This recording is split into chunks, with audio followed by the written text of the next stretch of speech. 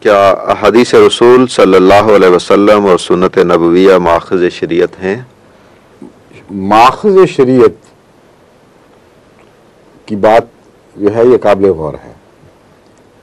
اصل شریعت کا ماخذ وہی ہے اور کوئی ماخذ نہیں، اور اس وحی کی تشریح میں جو کچھ رسول بیان فرماتا ہے وہ ان معنوں میں ماخذ بنتا ہے کہ وحی کے مفہوم کو رسول سب سے زیادہ سمجھتا ہے، اور رسول کا عمل ان معنوں میں ماخذ بن جاتا ہے کہ وہ اس وحی کی پر عمل درآمد کی ایک زندہ تصویر ہے۔ بس ماخذ تو وحی ہی ہے۔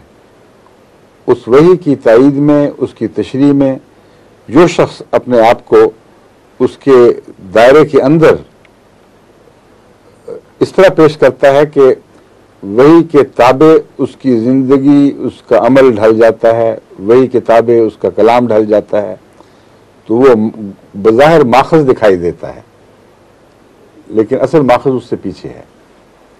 جیسے غالب نے کہا ہے کہ ہے پرے سرحد ادراک سے اپنا مسجود، قبلہ کو اہل نظر قبلہ نما کہتے ہیں۔ قبلہ بظاہر ہماری سمتوں کا مرکز ہے، لیکن اصل قبلہ اس سے آگے یعنی خدا کی ذات ہے۔ حضرت صلی اللہ علیہ وآلہ وسلم اور اسی طرح دیگر انبیاء بھی اپنی اپنی شریعتوں میں ماخذ شریعت یعنی وحی کے سب سے اول علمبردار رہے اور سب سے اول اس کی نمائندگی کا حق رکھتے تھے۔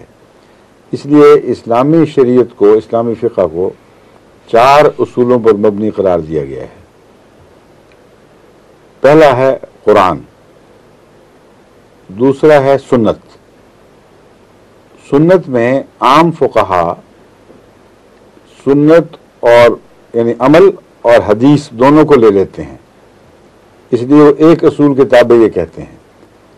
اور تیسرا جو اصل ہے اس میں یعنی یوں بنے گا کہ قرآن، عمل رسول، کلام رسول، یہ دو کو ایک بعض لوگ ایک شاخ کے طور پر گنتے ہیں۔ تیسرا وہ اجماع کہتے ہیں، یعنی تمام امت کا کسی ایک مسئلے پر 100% اتفاق ہو جائے اس کو اجماع کہتے ہیں۔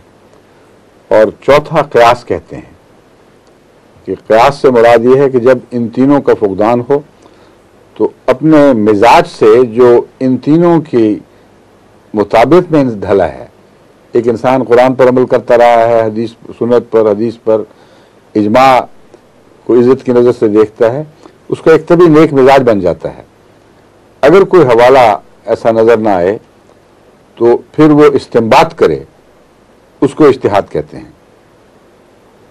بس اجتہاد کو بھی، اور دوسرے اجتہاد کا ایک اور پہلو یہ ہے کہ احادیث پر، قرآن پر، سنت پر، قرآن پر نظر رکھ کر اور امت کے مسلک پر نظر رکھ کر ایک ایسا استنباط کرے جو قطعی طور پر براہ راست نہ نکلتا ہو، لیکن استدلال کے ذریعے، دلائل کے ذریعے، غور فکر کے ذریعے ان سے نکلتا ہو، اس کو بھی اجتہاد کہتے ہیں۔ تو اجتہاد اس کا چوتھا ستون یا چوتھی بنیاد بیان کیا گیا ہے۔